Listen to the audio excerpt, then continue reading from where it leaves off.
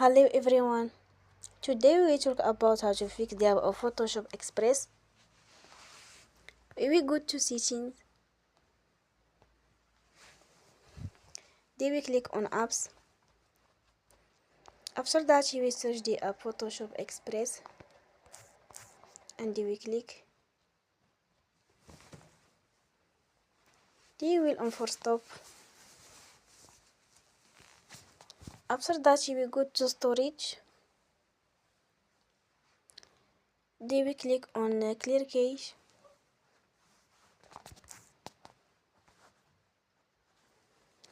In the end, you will turn off your Wi-Fi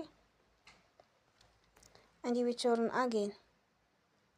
Don't forget to support us by like and subscribe. See you next time and thank you for watching.